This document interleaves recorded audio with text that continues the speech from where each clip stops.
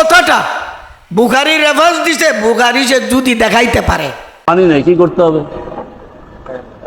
তায়াম্মুম করতে হবে। এবার আসেন, আমার পরে নবী হলে কি হতো? ওমর রাদিয়াল্লাহু তাআলা স্বীকার করেন না। আল্লাহ শপথ দিয়ে বলছি, নবী বলেন আমার সাহাবায়ে কেরামগণকে নিয়ে তোমরা সমালোচনা করবা না।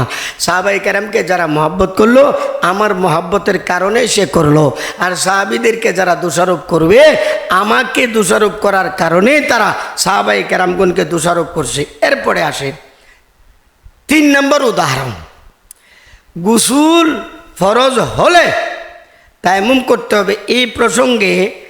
এই প্রসঙ্গে একটা মাসলা বুঝেন। হজরত উমর রাদিয়াল্লাহু তাআলা আনহু, হজরত আব্দুল্লাহ বিন মাসউদ রাদিয়াল্লাহু তাআলা আনহু এবং ইব্রাহিম নখী আসওয়াদ, এই 4 জন প্রথম এই তায়াম্মুমকে জুনুবি ব্যক্তি বা জুনুবি হয়ে গেলে, গোসল ফরজ হয়ে গেলে তায়াম্মুম যে করতে হবে এটাকে স্বীকার করতে না। প্রথম যেহেতু তায়াম্মুমের আয়াত নাযিল হয়েছে, পরবর্তীতে সবাই রুজু করে ফেলেছেন, এজমা হয়ে গেছে। ফাইল্লাম তাজিদু মাং ফাতায়াম্মামু সয়িদান তয়্যিবা। এরপরে সবাই যেহেতু রুজু করছে, রুজু করার পর তাদের ওই আগের উক্তিগুলো আনার অর্থটা কি? আনার অর্থই কোনো না কোনোভাবে জনগণের সামনে সাহাবায়ে কেরামগণকে অভিযুক্ত করা।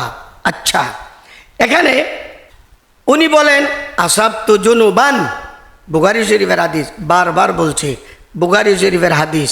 দেখেন কি পরিমাণ হেরফের যে করতেছে। উনি বলেন আসাবতু জুনুবান, এরপরে আবার বলতো ওয়ালাম আজিদ মা আন, রেফারেন্স দিছে বুখারীর। আসাবতু জুনুবান এটাও বুখারীতে নাই, ওয়ালাম আজিদ মা আন এটাও বুখারীতে নাই। লাস্টেতে বলছে ইত্তাকিল্লাহ ইয়া আম্মার। শুনেন তার বক্তব্য, আসাবতু জুনুবান ওয়ালাম আজিদ মা ইয়াকফিকা হাযা। বাট এইভাবে করে একদম প্র্যাকটিক্যাল এটা করলে চলতো। ইত্তাকিল্লাহ ইয়া আম্মার দিলে একটা ধমক লাগে, আল্লাহর ভয় কর আম্মার। যাই হোক, এখানে বিষয়টা শুনেন। বিষয়টা হলো কালা জা রজুলুন ইলা উমর ইবনুল খাত্তাব, উমর বিন খাত্তাবের নিকট এক ব্যক্তি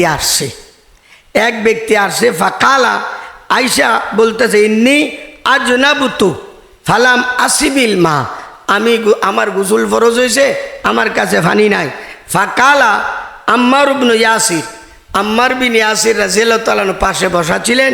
উনি বলতেছেন লি উমর ইবনুল খাত্তাব, উমর বিন খাত্তাবকে, আমা তাজকুরু, আপনার মনে আছে কিনা, ইসকুন্না ফি সাফারিন আনা ওয়া আনতা, আমরা এক সফরে ছিলাম আমিও আপনিও। ফা আজনাবনা, দুজনের গোসল ফরজ হয়েছিল। ফা আম্মা আনতা ফালাম তুসাল্লি, আপনি নামাজই পড়ছেন না, তায়াম্মুম কইরা নামাজ পড়েন নাই। ও আম্মা আনা ফাতামা আত্তু, আর আমি গড়াগড়ি করছিলাম যেমনভাবে চতুষ্পদ জন্তু মাটির মধ্যে গড়াগড়ি করে। ফাসাল্লাইতু, এবং আমি নামাজ পড়েছি।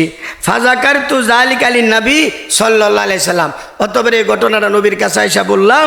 ফাকালান নবী সাল্লাল্লাহু আলাইহি সাল্লাম ইন্নামা কানা ইয়াকফিকা হাকাযা, তোমার জন্য মাটিতে গড়াগড়ি না করে এমনটা করলেই চলতো।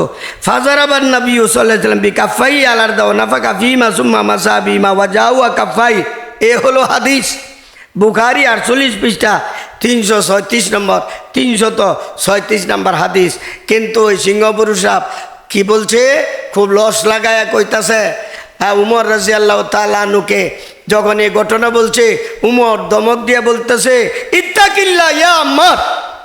আমারও কইতাছে উনি যে তোর রাগান্বিত হয়ে গেছে, আমার কিছু কইতাম না।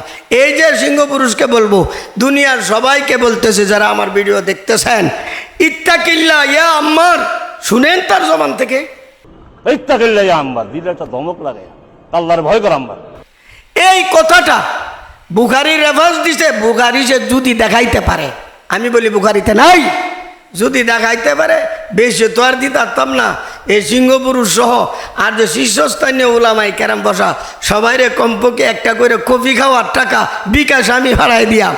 যদি ইত্তাকিল্লাহ ইয়া আম্মার এটা যদি দেখাইতে পারেন, কিয়ামত পর্যন্ত দেখাইতে পারবেন না। এই হেরফের করা তো আপনাদের স্বভাবে পরিণত হয়ে গেছে, উল্টা সিধা করা।